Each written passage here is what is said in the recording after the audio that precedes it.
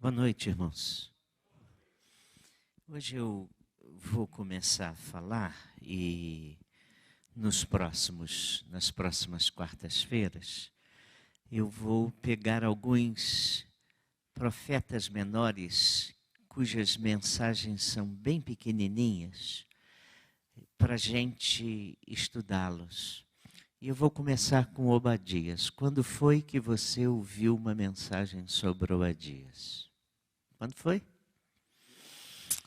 Pois é, meu desafio são esses, textos bíblicos que a gente pouco ouviu mensagem, e Obadias é um. Aparecem 13 homens, e eu queria convidá-lo a abrir sua Bíblia em Obadias. Vou ajudá-lo a localizar Obadias.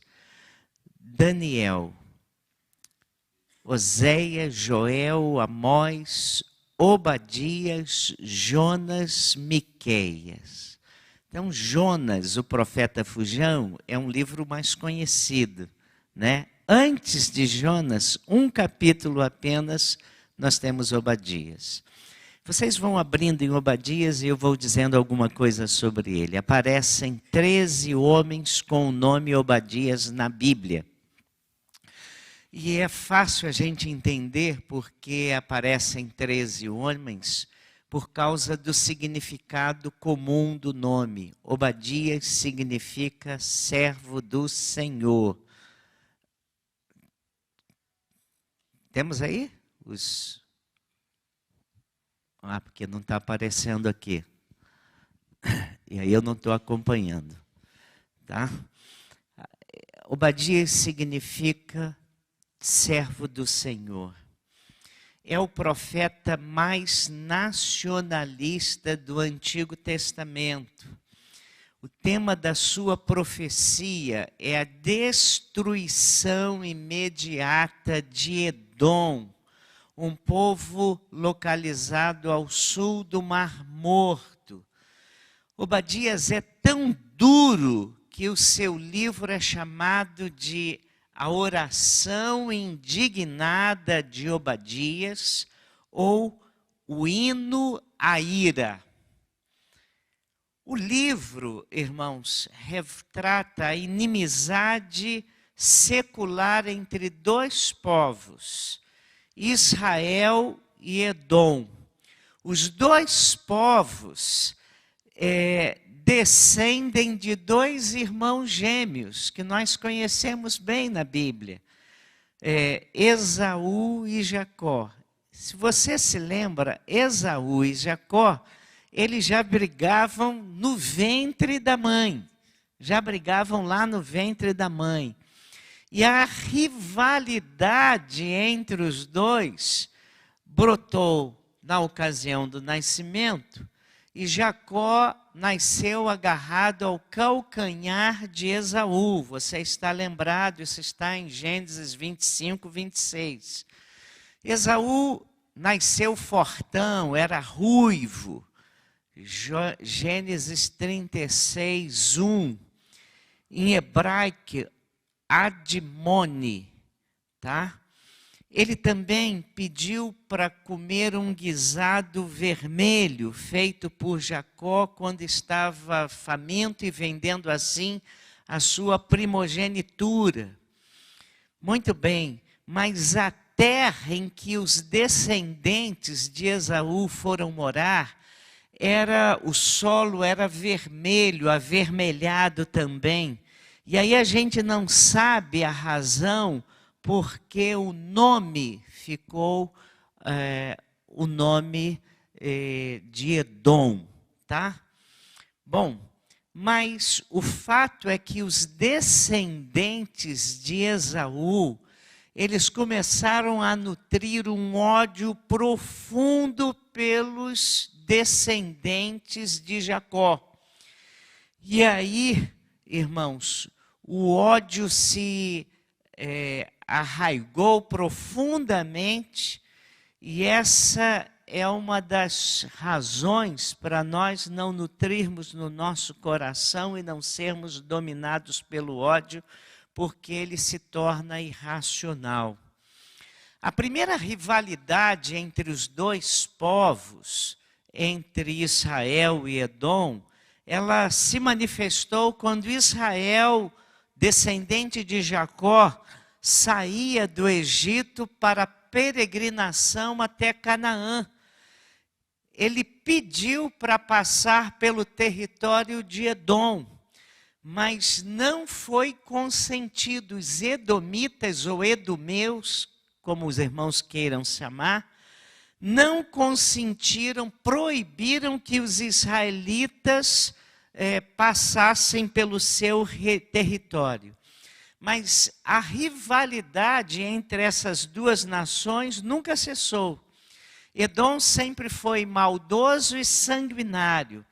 E Edom se portava covardemente. Quando a Babilônia invadiu e destruiu Judá e Jerusalém, eles ficaram muito alegres, eles fizeram uma grande festa, eles vibraram com o sofrimento de Israel. E fizeram mais, aproveitaram para saquear o povo de Israel. E aqueles que tentavam fugir das mãos dos babilônios ou caldeus, eles iam e entregavam nas mãos dos babilônios. E então, a inimizade de Edom para com Israel levou Deus a declarar que destruiria Edom, fazendo de suas terras uma desolação. E o ódio de Edom por Israel seria sua ruína. E ódio, irmãos, faz sempre muito mal a quem odeia, irmãos. Martin Luther King, volta atrás que eu não fiz menção a isso, curiosamente, Deus, em Deuteronômio, proibiu que Israel odiasse os edomeus. Isso está em Deuteronômio 23, 7. Não detestarás o edomita, pois é teu irmão. E Martin Luther King, falando sobre ódio, Martin Luther King Jr., ele diz assim: tenho visto demasiado ódio para querer odiar. Tenho visto demasiado ódio nos rostos de demasiados xerifes, de demasiados conselheiros brancos, de demasiados membros do Ku Klux Klan no sul para querer odiar. Cada vez que o vejo, digo para mim mesmo que o ódio é um fardo demasiado grande para se suportar. E, irmãos, odiar fez mal para Edom e fará mal para qualquer pessoa. Por isso, esse texto aqui é Deus falando contra Edom, levantando Obadias para profetizar contra Edom. Qual foi a visão que Obadias teve? A gente começa no capítulo único, Obadias falando da visão que teve. A palavra do Senhor veio, visão de Obadias. Assim diz o Senhor a respeito de Edom. Ouvimos uma mensagem do Senhor e foi enviado um mensageiro por entre as nações para dizer: levantai-vos, levantemo-nos para lutar contra Edom. Obadias, irmãos, não é um nacionalista com um panfleto político contra os inimigos da sua nação. Ele tem uma mensagem de Deus, ele recebeu uma visão de Deus. O seu povo está numa ruína e ele prega contra o inimigo do seu povo, mas ele não está extravasado de rancores pessoais. Deus está planejando um um ato contra Edom, e todas as nações serão testemunhas. É que, como eu disse, Jerusalém foi invadida pelos babilônios, e Edom ajudou o adversário, saqueando a nação e se alegrando com a desgraça alheia. E Obadias diz que Deus vai levantar nações contra Edom. Nenhuma nação pode se sentir segura só porque tem um exército poderoso. E os edomitas, eles se sentiam seguros não só pelo exército deles, mas pela localização do seu território. Eles moravam entre penhascos e eles achavam que era uma nação inexpugnável, invencível, porque era muito difícil chegar até o seu território.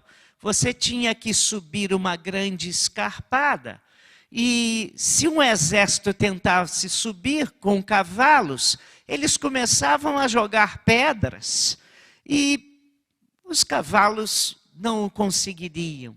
Naquele tempo, se vencia uma nação rodeando o território.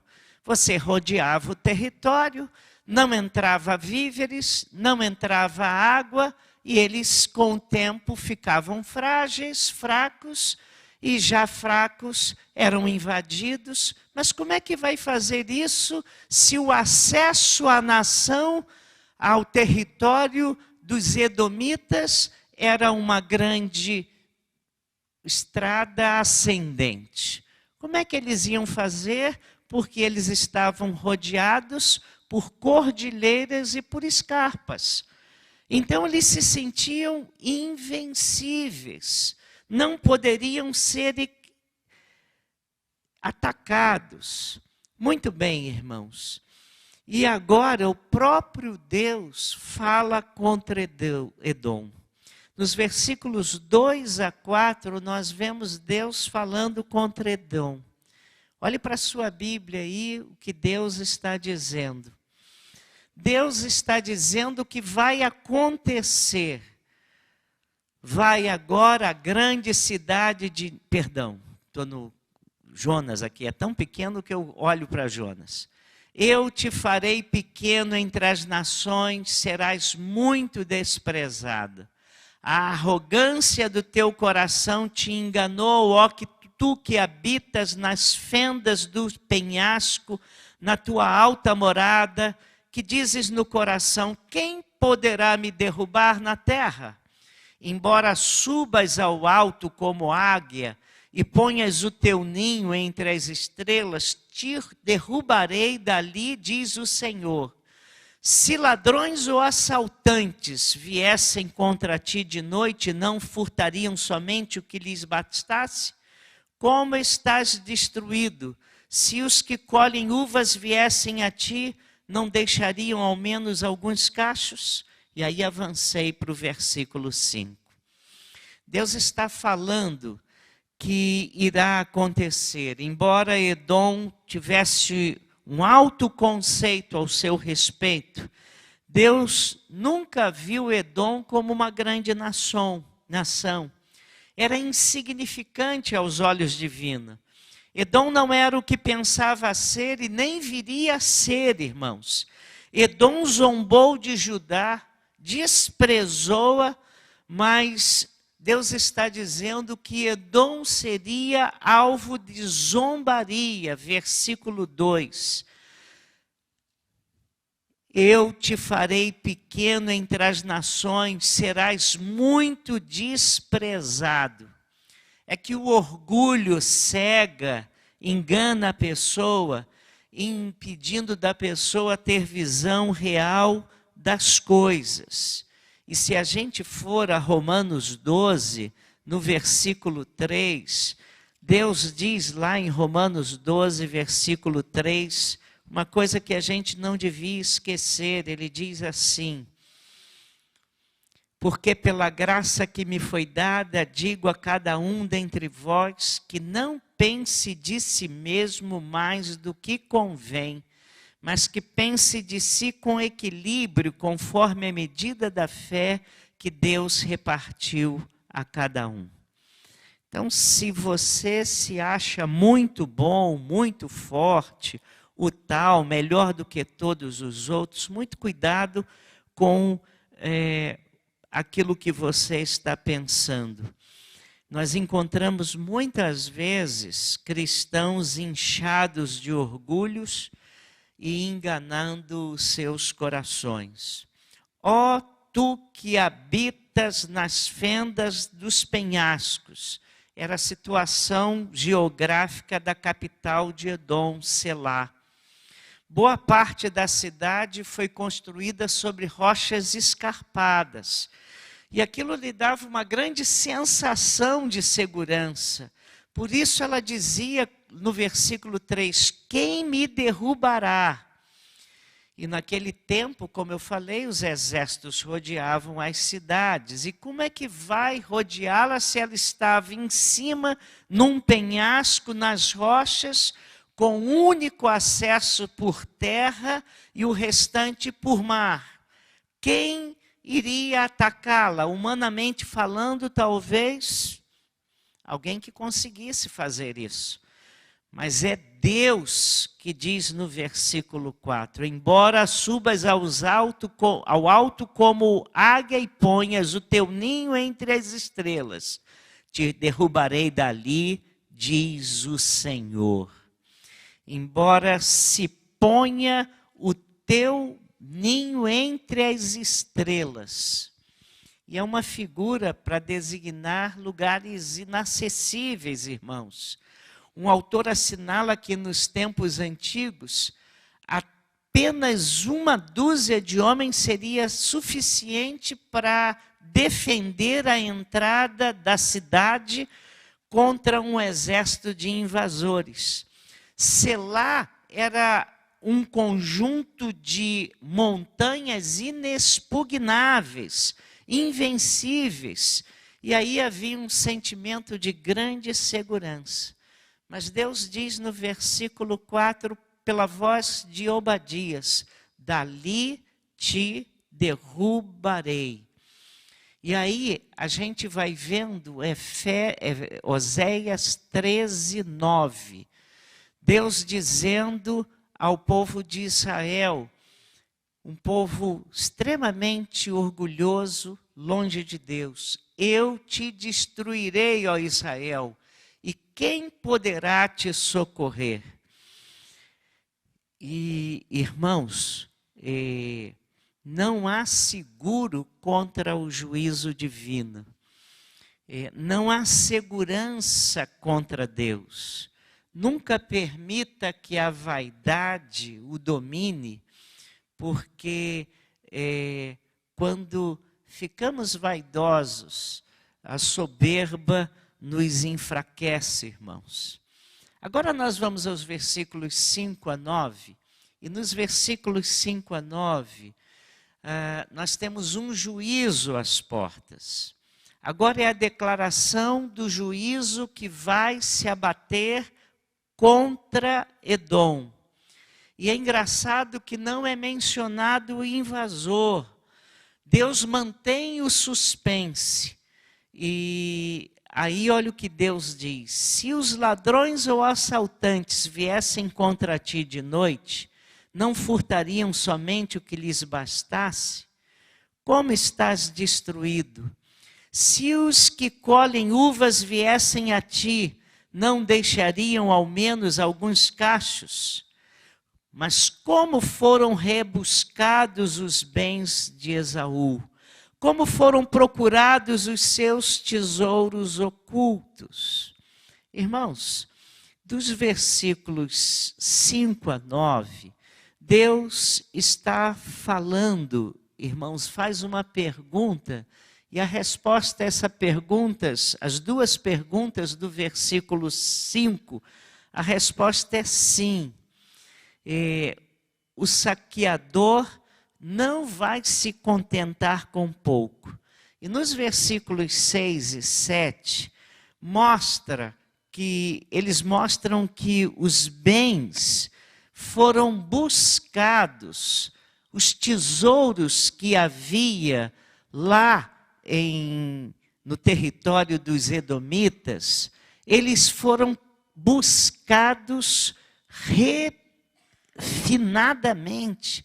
Eles entraram lá, eles guardavam os seus tesouros debaixo das rochas, e eles pegaram os tesouros debaixo das rochas.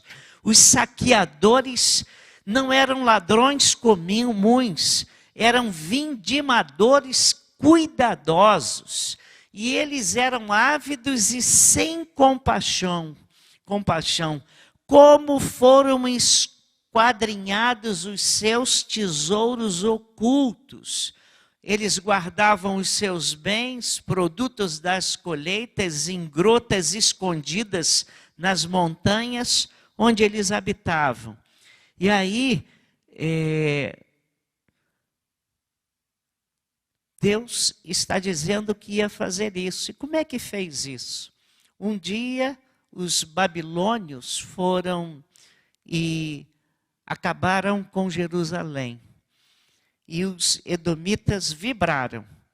Mas, passado um tempo, os babilônios voltaram para lutar contra Edom. E eles entraram no território de Edom pelo penhasco. Soldados escalaram o penhasco. E quando eles não imaginavam o inimigo, profundamente distraídos, os babilônios entraram por detrás e tomaram o território, vasculharam e tiraram e despojaram toda a riqueza de Edom. E aí o texto diz: os que estavam em paz contigo, os que comem o teu pão, versículo 7, expressão de intimidade, porque enquanto os babilônios estavam atacando Judá, pareciam que eles eram amigos. Mas eles não eram amigos coisa nenhuma. E eles, os edomitas, estavam achando que eram amigos e que eles nunca iriam guerrear contra eles. Toda a segurança deles estava posta na sua aparente inexpugnabilidade, em sua sabedoria também. Mas Deus mandou o povo da Babilônia invadir Edom. E o que Deus diz sobre Edom se aplica hoje àqueles que fazem a mesma coisa. Deus disse para Edom no versículo 7, não há entendimento em Edom. É uma declaração irônica, irmãos, porque Edom se orgulhava também da sua sabedoria. Um dos amigos de Jó é de Edom, é edomita, e ele se calcava na sua sabedoria nos argumentos contra Jó. Mas não há sabedoria fora de Deus. E no Salmo 37, nos versículos 5 a 8, nós encontramos Deus dizendo assim: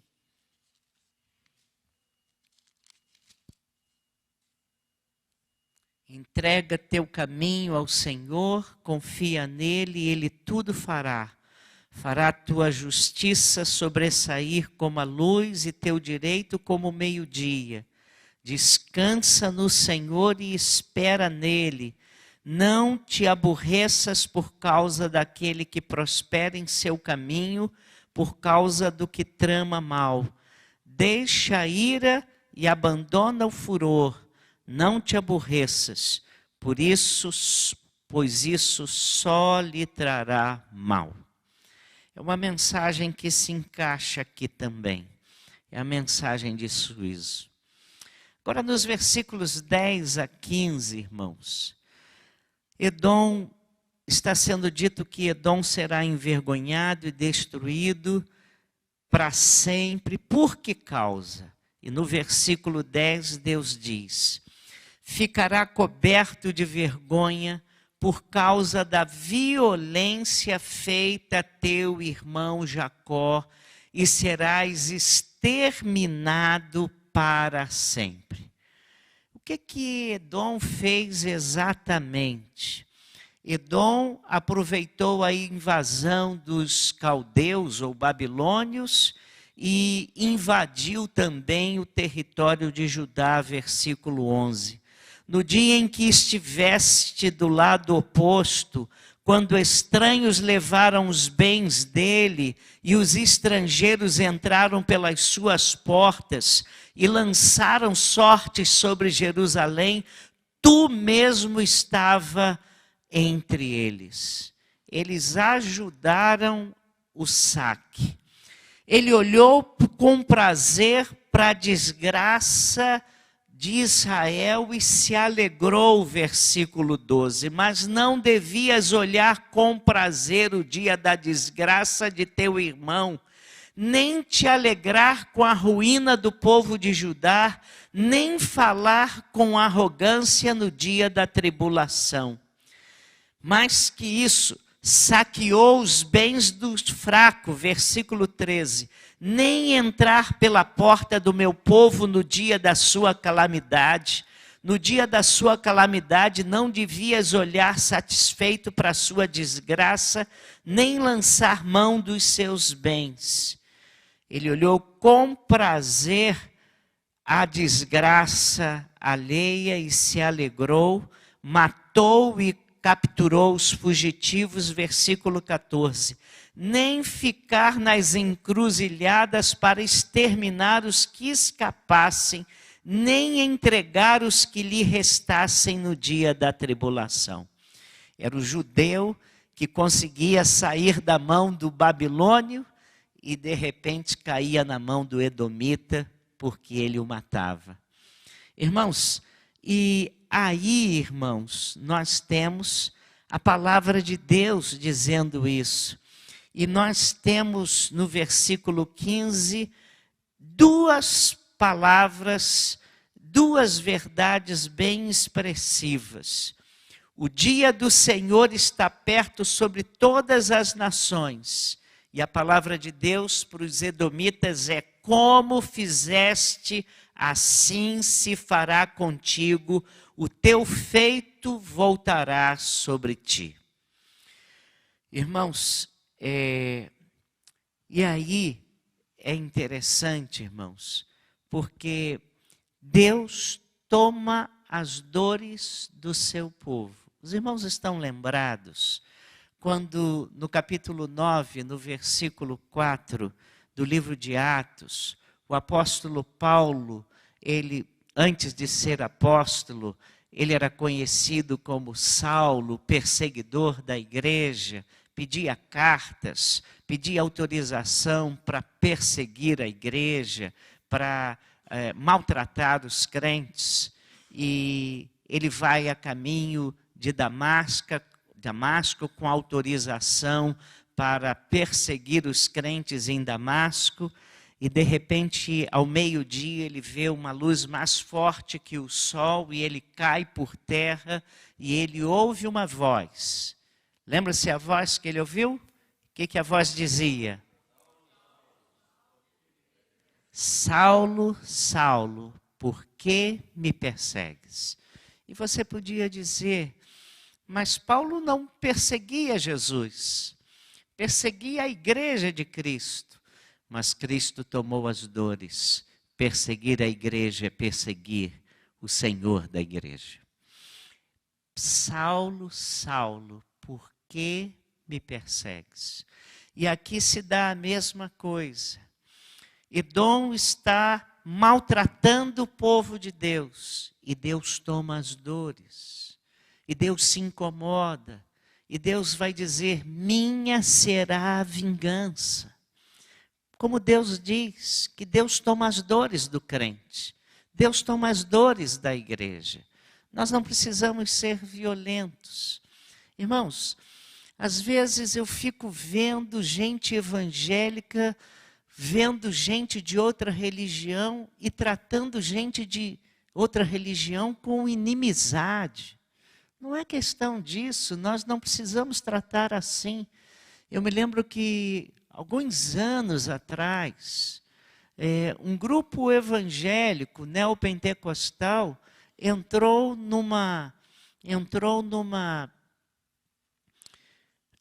num centro espírita e destruiu tudo. Onde foi que Jesus mandou a gente fazer isso? Eu gosto do que aconteceu com o pastor Osir Antônio Manso, que ainda é vivo, deve estar com 90 anos de idade. Um centro espírita comprou uma propriedade ao lado da casa dele. E para funcionar um centro espírita ali, ele não podia impedir aquilo. Mas ele colocou no coração todos os dias reunir a família. E quando dava a hora da reunião do centro espírita, era a reunião de oração da família, num culto doméstico, em que eles oravam pedindo a Deus: Deus, nós não temos prazer, e nós queríamos que o Senhor agisse em nosso favor. Nós não gostaríamos desse centro espírita aqui, mas nós oramos pela conversão deles, oramos para que o Senhor faça uma obra. E depois de 3 meses ali, eles resolveram vender a propriedade, porque nenhum guia baixava ali. Não é por violência, irmãos, é pelo Espírito. É o Espírito de Deus que age. E nós entregamos as coisas que desagradam o nosso coração nas mãos de Deus. Não somos nós que fazemos, que vingamos, que fazemos qualquer coisa. Nós entregamos e deixamos o nosso Deus agir em nosso favor. É exatamente isso que Deus está fazendo aqui. E aí, irmãos, tá? Nós temos, irmãos, o que aconteceu. E no versículos 15 e 16, ele diz: o dia do Senhor está perto, sobre todas as nações. Como fizeste, assim se fará contigo, o teu feito voltará sobre ti. Assim como bebestes no meu santo monte, todas as nações beberão sem parar, beberão e engolirão, e serão como se nunca tivessem existido. Iria acontecer um dia em que Deus se manifestaria, e seria o dia da vingança contra Edom, o dia do juízo divino. E Obadias entende que Deus é um Deus moral que julga as nações. Como vós bebestes no meu santo monte, uma alusão a Judá, beberão de contínuo. Beber aqui significa provar a ira. Edom será aniquilado como se nunca tivesse existido, versículo 16b. Os inimigos do povo de Deus terminam os seus dias julgados e derrotados. Os da casa de Jacó possuirão as suas herdades. Irmãos, no ano 587 a.C., os judeus, descendentes de Judá, a tribo do sul, as 2 tribos do sul, elas foram capturadas pelos babilônios e levados cativos para a Babilônia. Isso foi no ano 587 a.C. E eles retornaram da Babilônia no ano 536 a.C. E, irmãos, no versículo 18, Deus diz uma coisa 17 e 18 diz assim: mas haverá livramento no monte de Sião, e ele será santo, e os da casa de Jacó possuirão suas heranças. A casa de Jacó será fogo, e a casa de José labareda, e a casa de Esaú palha. O fogo e a labareda se acenderão contra a palha e a consumirão, e não restará mais ninguém da casa de Esaú, porque o Senhor o disse. Agora preste atenção.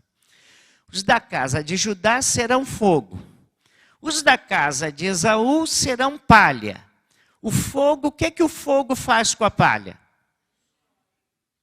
Consome, destrói, aniquila, acaba.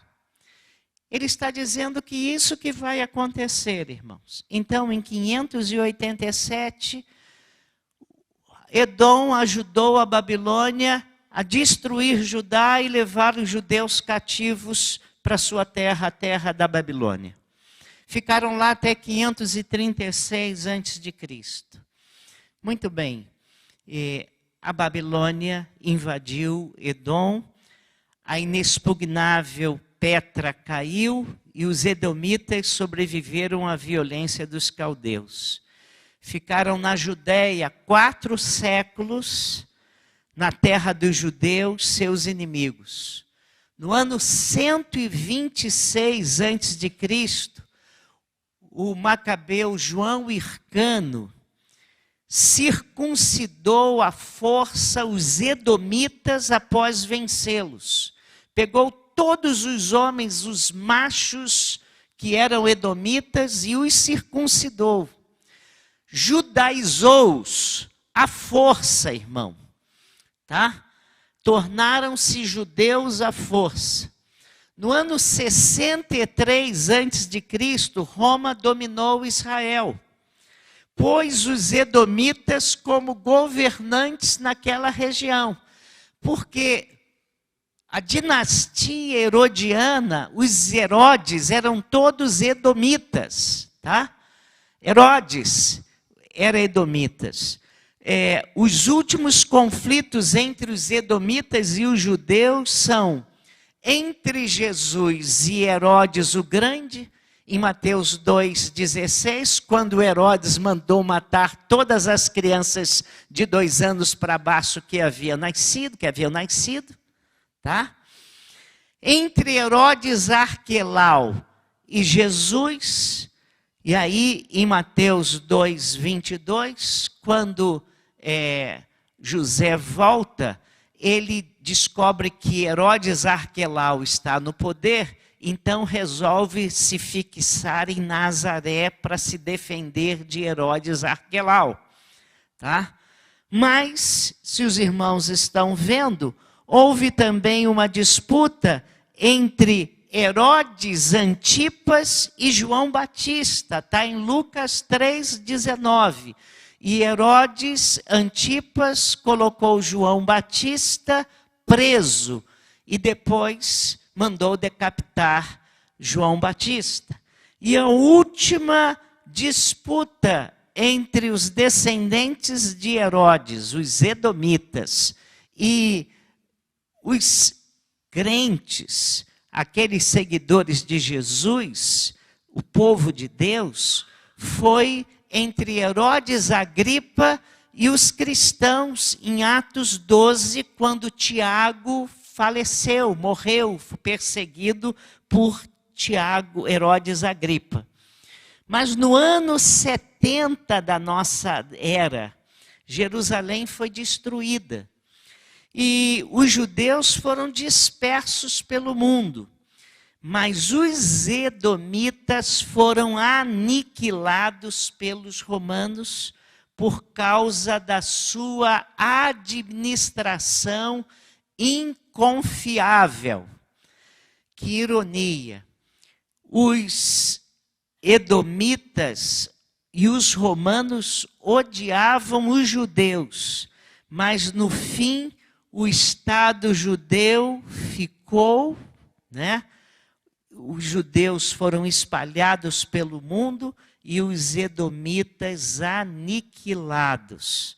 Não há mais edomitas no mundo, irmãos. Não há mais descendentes de Edom no mundo. Os judeus se reagruparam num estado novamente em 1948, com a criação do Estado de Israel. Não é? E sabe por quê? Porque o Senhor disse. Essa é a mensagem de Obadias. E essa mensagem de Obadias, irmãos, é uma mensagem que faz muito bem aos crentes. Nós pensamos que Deus não se importa com as nossas dores, que Deus não está nem aí para as perseguições, que Deus não está ligando para as coisas que nos acontecem. Deus vela pelo seu povo. Deus diz lá em Romanos, minha é a vingança. Que nós podemos descansar nas mãos de Deus. Que Deus cuida de nós. Que nós somos a menina dos olhos. Deus disse isso para o seu povo do Velho Testamento. Por favor, pode mudar? Porque assim diz o Senhor dos Exércitos. Ele me enviou para buscar a sua glória entre as nações que saquearam vocês. Porque todo o que neles tocar, toca na pupila dos olhos dele. Deus se incomoda e Deus toma as nossas dores quando somos perseguidos, quando as pessoas nos maltratam. Deus vela pelo seu povo. Deus nos ama, Deus cuida. Podemos descansar num Deus que não fica alheio à maldade que fazem contra nós.